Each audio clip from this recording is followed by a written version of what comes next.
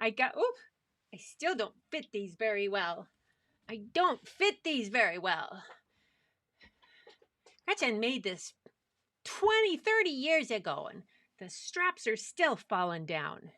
How you doing? I have to wear glasses now. Yeah. How's everybody doing? Oh my gosh, happy Halloween, happy Day of the Dead tomorrow, and just happy fun times. Good to see you all here. Woohoo! Yes. Oh my gosh. So, goodness. So, who's here tonight? Who's here tonight? We have Linda. Yay, Linda, lovely moderator. And Tamara, lovely moderator, too. Woohoo.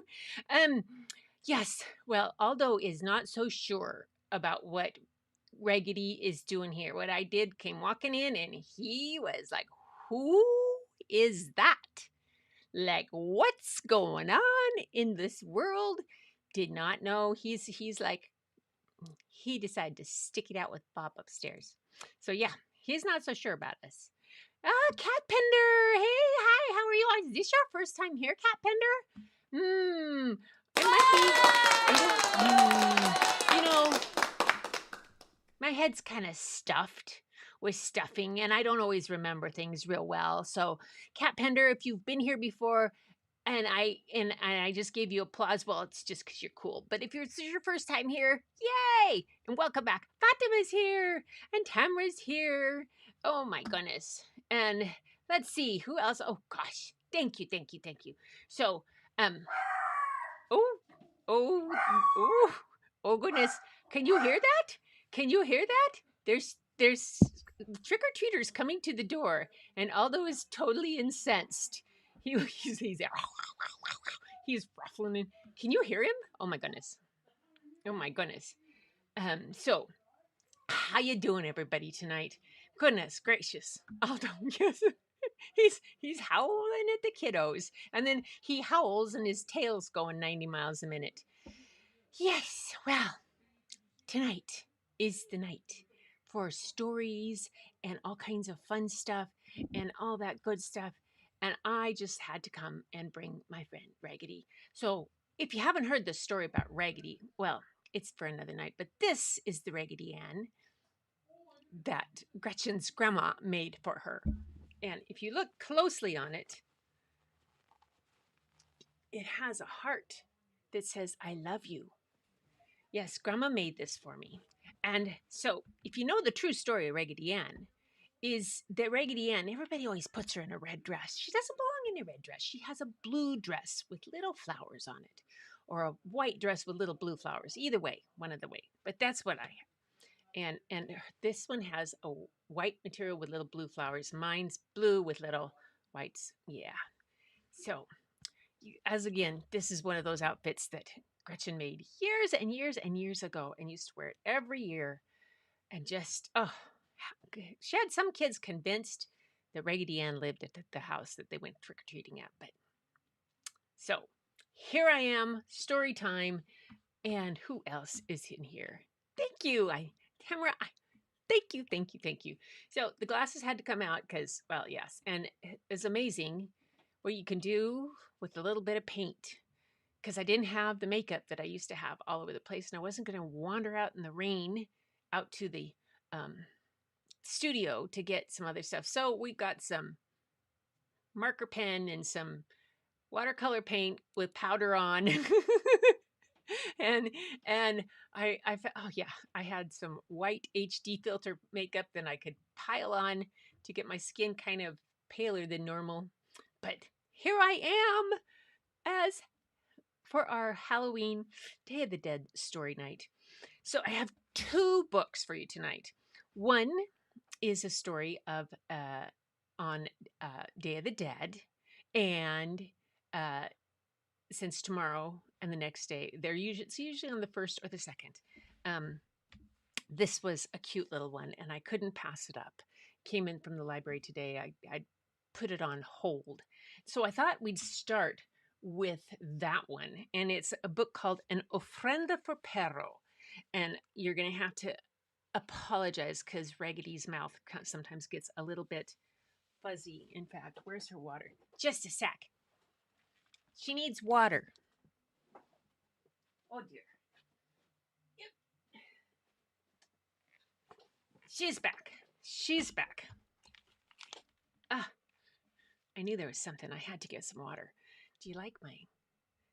Can you see my yellow, my orange Doc Pop cover for my microphone? Yes, that's from Doc. Woohoo! It's very good. So it goes completely with the whole theme of the night. I can change for stories. I'm excited. So this is called An Ofrenda for Perro. It's by Judith Valdez B. and illustrated by Carlos Valez Aguirre.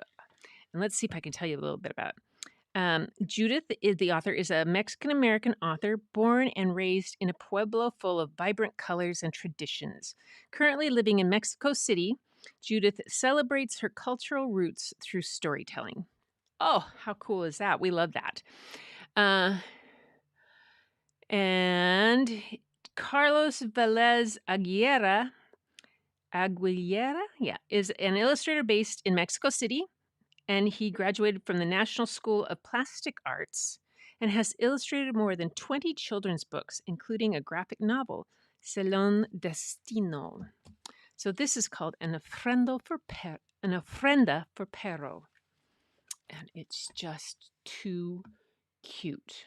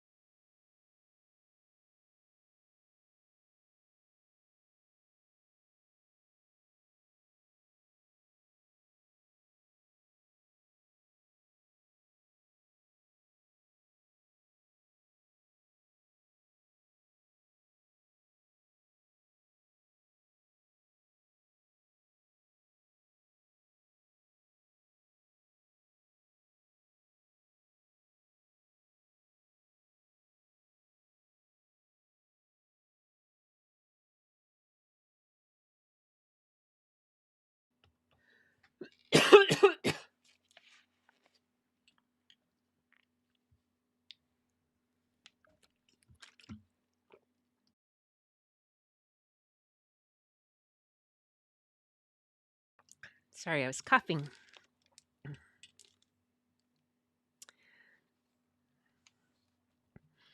That's your great-grandfather, replied Mamma.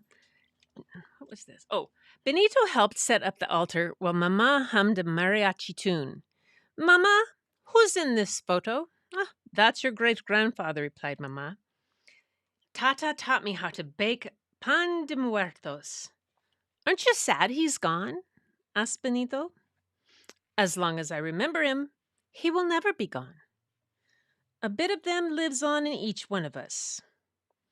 I want to remember Perro too, thought Benito. I'll make an altar for him. He took a deep breath. And as Benito set up the ofrenda, Perro's ball fell to the floor. He took a deep breath and picked it up. Perro wouldn't want to see me sad.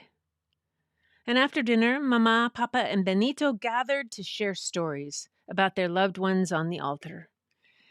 Like you, Benito, Abuela loved his dog, Muñeca. Like Mama, Tata made the best pan de muertos, said Papa. He taught me everything I know about baking, Mama said. And like you, Papa, Perro snored like a choo-choo train, Benito giggled. As Benito held Perro's ball and looked at the abrije and marigolds on the ofrenda, peace came over him. I can still feel Perro. He'll always be with me.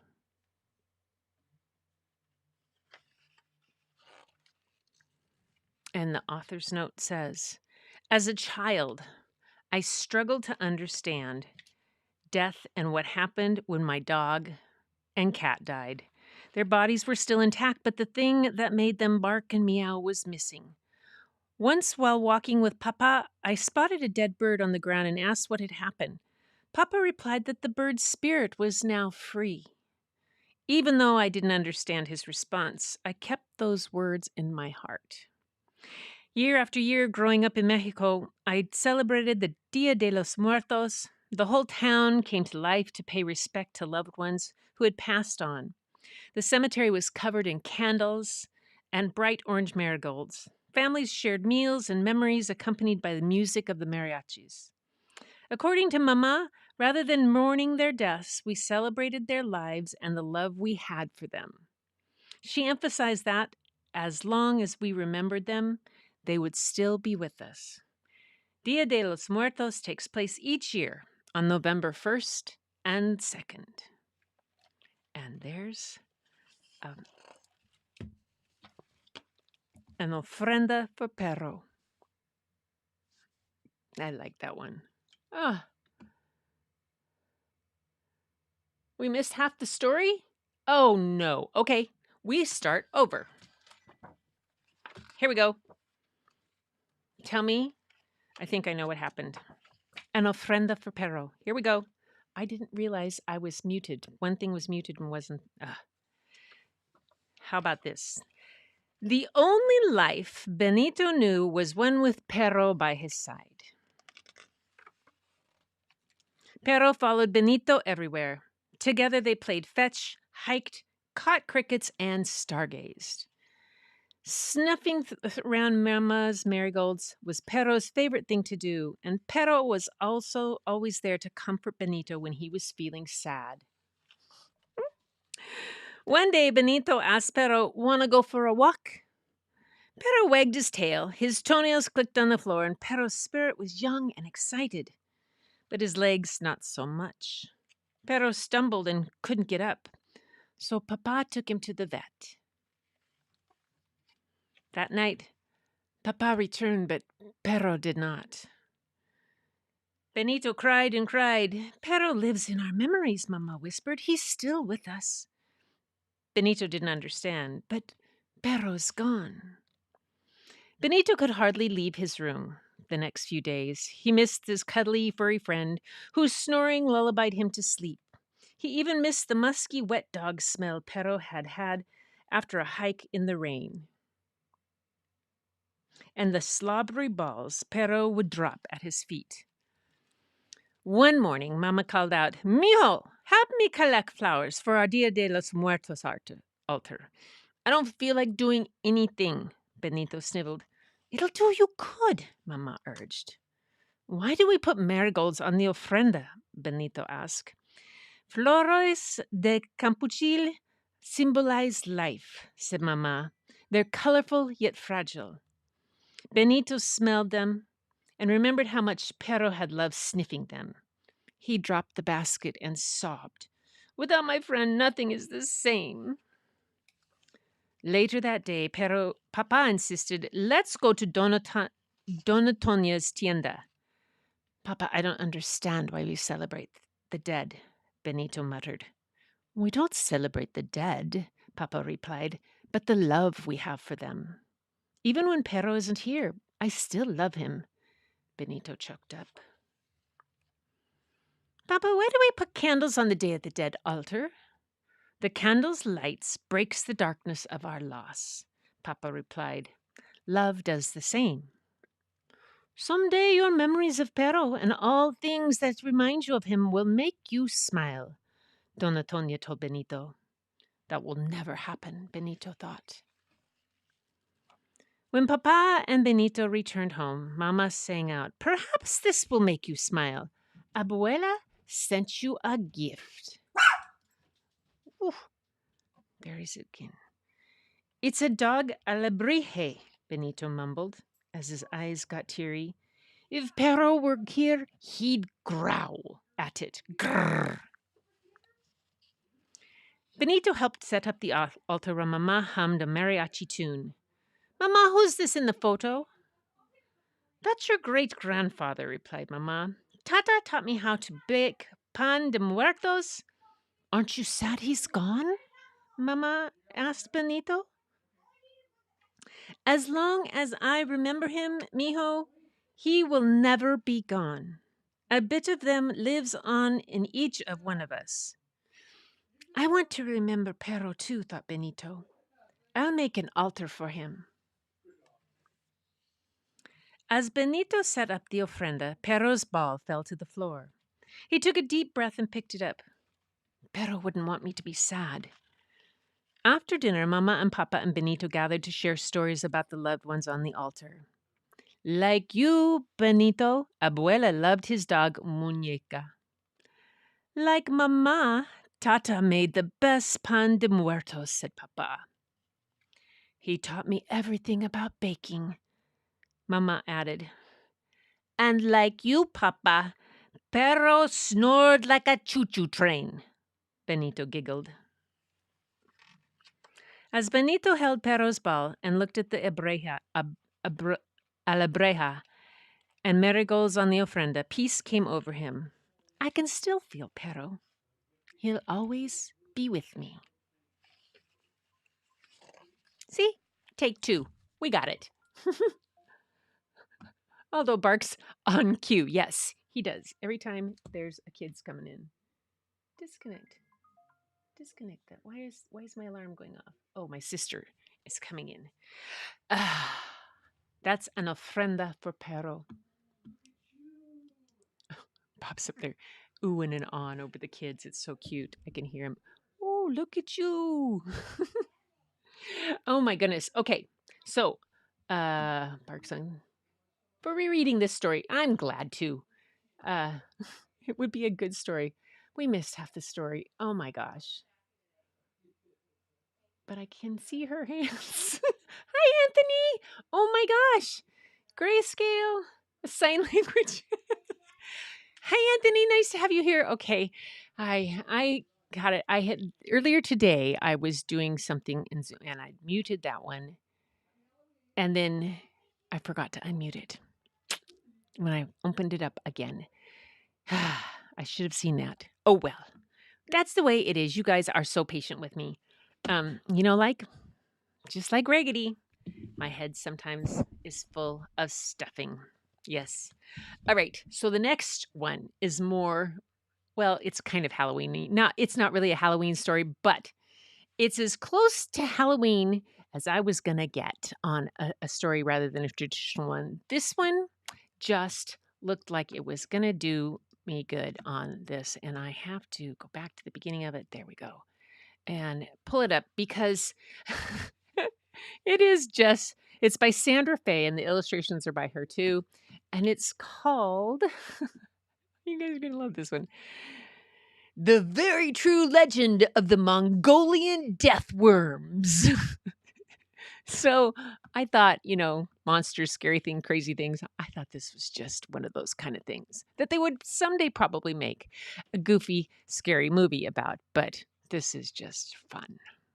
So Russia, Mongolia, the Gobi Desert, China, all these, at least you get the geography. A little bit here. Mongolia.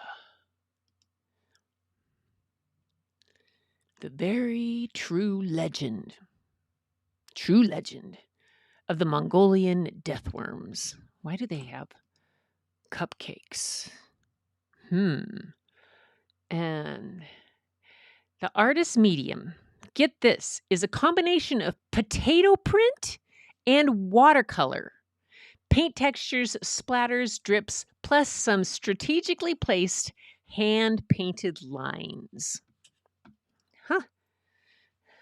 Here we go. Let's see if any... Whoops. What happened? Oops. No. Come back to here. Don't do that. Back to here. There we go. I was just going to see... Oops. Who else is here? Grayscale painting. There we go. Okay, we're back. I'm glad you're laughing your butt off. All right. Legend has it that deep beneath the blazing sands of the Gobi Desert live the most terrifying and deadly creatures. Their skin is blood red. Their fangs are razor sharp. They spray poisonous venom, and they shock with electricity if you dare touch them. All who know the legend fear to even mutter their name. Mongolian death worms. Want to know a secret? It's not just a legend. Mongolian death worms do exist. But legends have a habit of not being exactly true. Here's the real truth. Mongolian death worms are actually quite soft and cuddly. Cushiony, in fact. So very, very soft. Like a sofa. Their skin is more pinkish than blood red. Like cotton candy. Or bologna. So very, very pink. And their teeth are only slightly pointy and meticulously brushed. Dental hygiene is so important. They do spit when they talk sometimes, but they would never, ever spray venom. Venom? Never. Saliva is a perfectly adequate secretion. And they only sometimes accidentally give electric shocks if the air is extra dry. That only happened once. You can't always believe everything you hear. Introducing the Mongolian death worm family. Hello there. Salutations. Greetings. Sup. Mom, Beverly, Dad, Trevor, and their two sons, Neville and Kevin.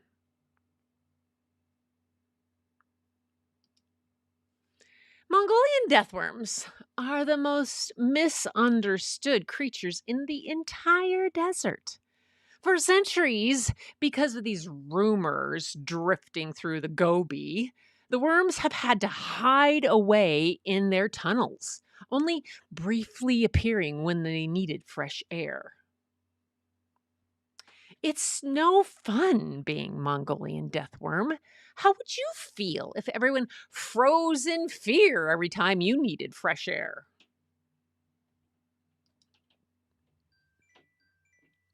The worms decide it's time for a change. They hold a family meeting. Beverly, a stickler for formalities, has the first idea. If they wore name tags, they could introduce themselves to everyone in the desert. They all agree this is a great idea. Who doesn't just adore name tags? Hi, I'm Bev. Mm, But it does not go well. Trevor, a fashion fanatic, believes he has a solution. If they wore snazzy outfits, they would look less Mongolian deathwormy. They all agree it's a great idea. The snazzier, the better. But it does not go well. Now, Neville and Kevin, both clever in the kitchen, have a suggestion. They could make delicious snacks and share them. They all agree it's a great idea. With chocolate frosting and rainbow sprinkles. But it does not go well. Ugh.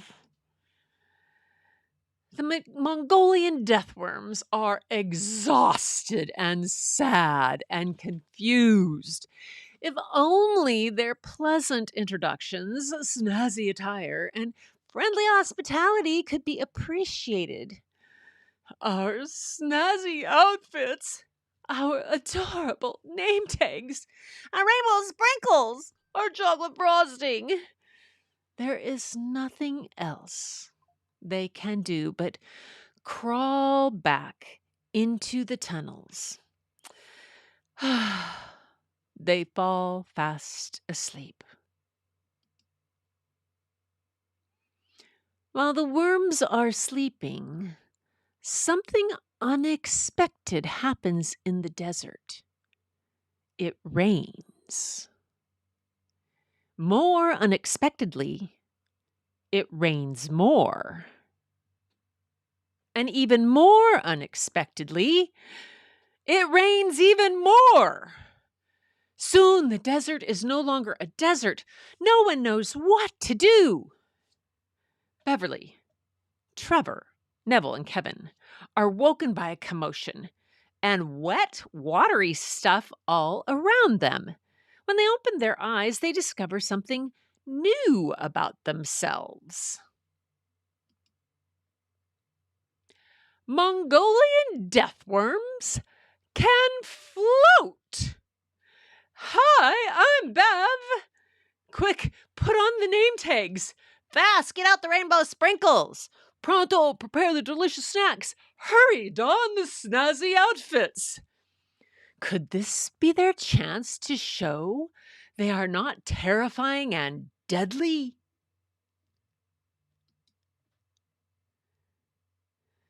Mongolian deathworms to the rescue! Hi, I'm Bev. Hi, I'm Neb. Hi, I'm Trev. Hi, I'm Kev. Did you catch that? Beverly, Trevor, Neville, and Kevin save the day.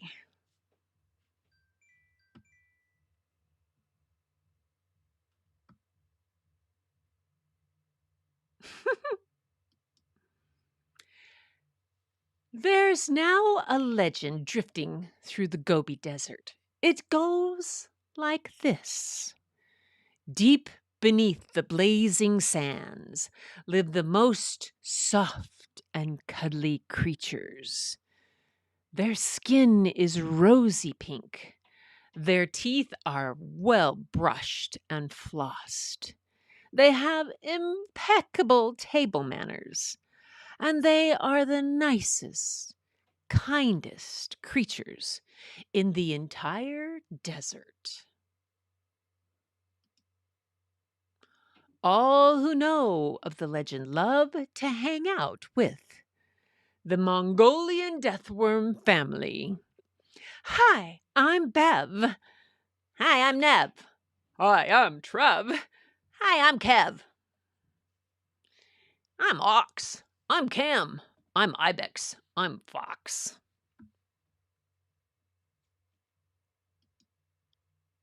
Except on days when the air is extra dry.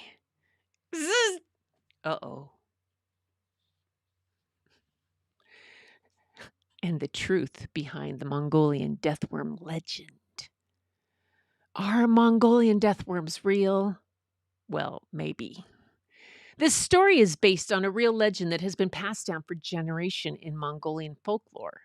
Local tribespeople in southern Gobi Desert have claimed to have seen a mysterious animal called Olgoi Korekohi, Mongolian for large intestine worm, slithering in the sand. Here's what people believe to be true about the real life Mongolian deathworm. The length is supposed to be the physical appearance. It should be between 2 to 5 feet. Its color is bright red. Its features gaping round mouth, inward pointing spiky teeth. Its behavior, it sprays acidic venom to kill prey, discharges electricity and can kill from a distance, causes instant agonizing death on contact with any part of the worm, lives underground and hibernates most of the year except for June and July. Comes to the surface when it rains. Yes, it actually rains in the Gobi Desert. The scientific search for the Mongolian deathworms.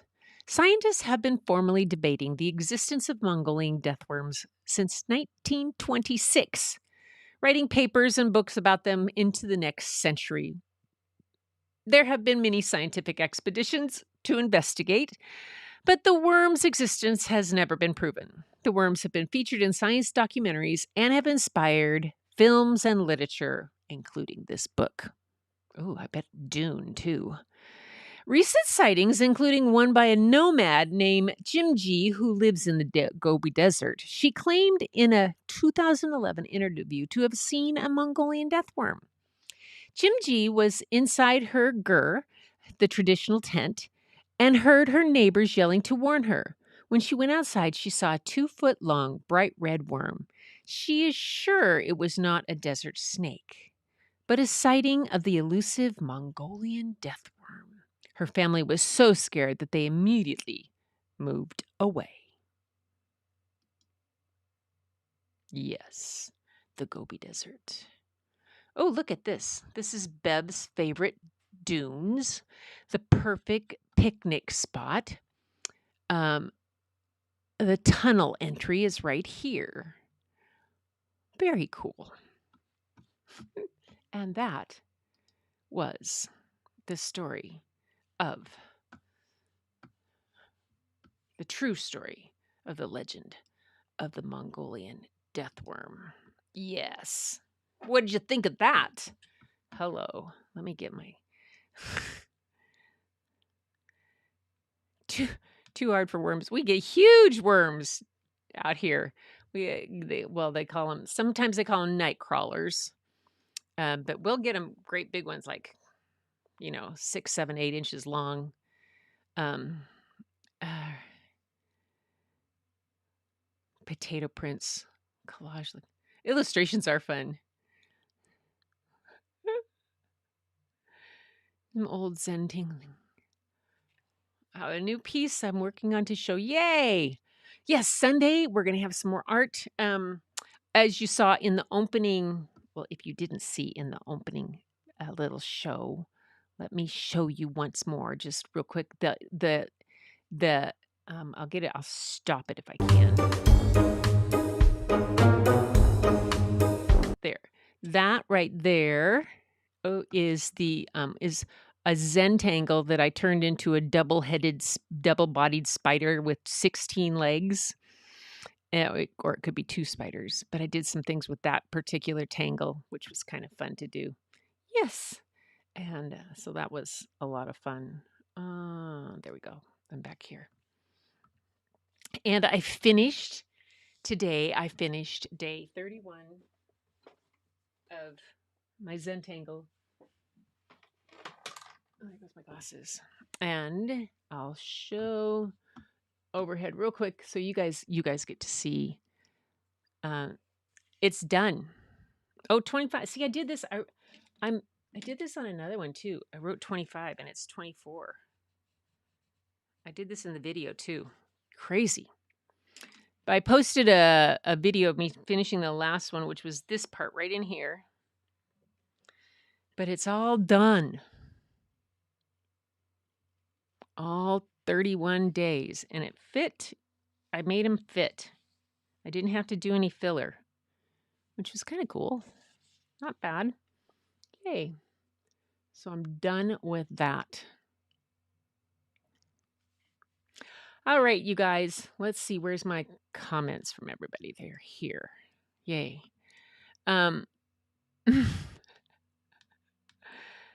So needed. Let's see. Worms are nice. Although, I don't know if you guys' dogs do that, if you have dogs. But although there's the worms are after the rain, they come out all over the place and they're always on the cement and in the road and everything. And he loves to rub his face in the worms. Oh, yes. Oh, rescuing worms. We have worms abundance up here. Yeah. Big slugs and big worms. Anyway. Oh, yay. It turned out to be a little over 3 minutes, so it's not the new official short time, but it's a good little video. I was kind of glad I put that together. I just did that today. It's probably why that's what I was taping when I turned off when I put that microphone on mute. That's why I'd forgotten to take it off mute, because I was on Practice Not Perfect with Creative Work Hour and doing stuff. So, yeah. Anyway, you guys, that's it for tonight. I had those two stories, one, an ofrenda for perro, and the true story, the Mongolian death worm. True story of the legend. Yeah. Hey! Hello, K-Walk!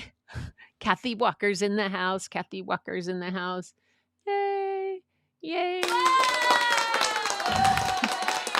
Anthony, it's good to have you here too. It was so good to have you in the house. I haven't caught any of your paintings for a while, and I've got the ones that I got from you. I took them out to my new art studio, which is all done.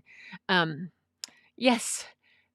So K-Walk, I read a book called An Ofrenda for Perro, and the other one was called The Very True Legend of the Mongolian Death Worm, because that was kind of my extent of Halloween I was going to do.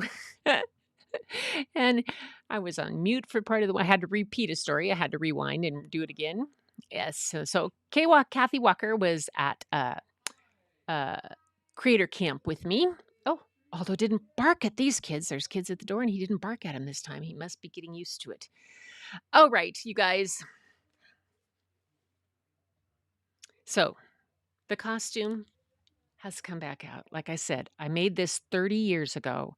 I used to wear it to school for Halloween. And I remember one year when we lived at one place, I came home from school.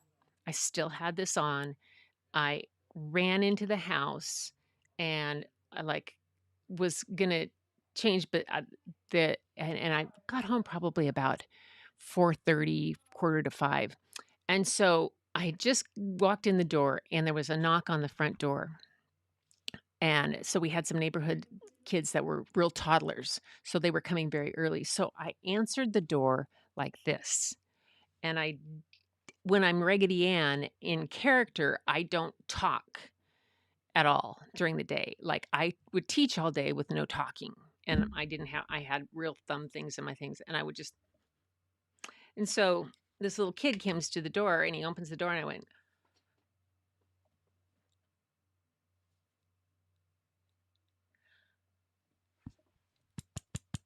and I did the whole thing and handed him the basket so he could choose his candy. And as He walked away with his mom. He said, "Mama, that's where Raggedy Ann lives." And as long as we lived in that house, I always had to wear this costume because he came back every year to see if Raggedy Ann. And then what I would do for Halloween, when the rest of the kids is we had a rocking chair outside, and I would sit outside in the rocking chair like this. Anyway, yeah, kind of freaky, but that's what I did. So, it's me. All right.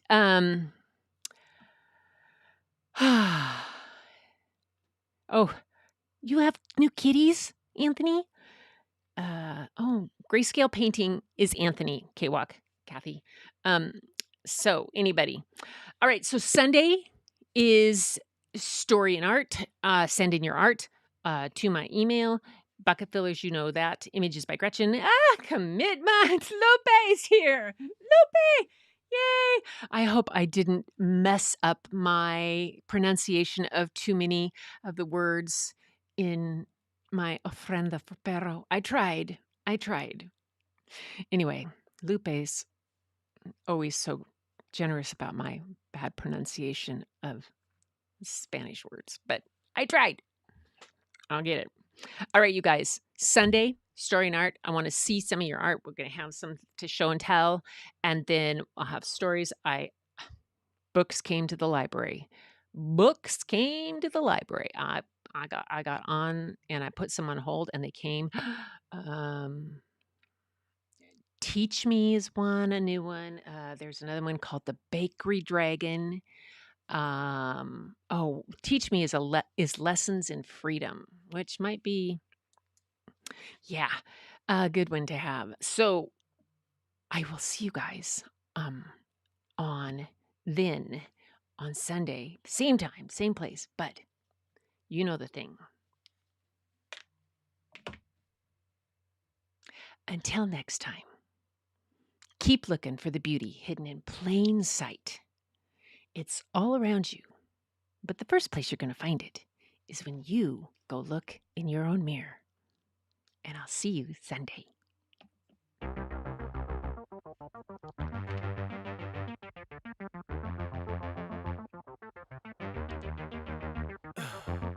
In the heat of the night, we could get lost in all thank you. lights and sounds. Feeling alright, we won't go home, we will just stay here downtown. There's not just stars on the boulevard, they're in the light in your eyes. Oh, we don't need no black cards, I just need you by my side. We could be shameless.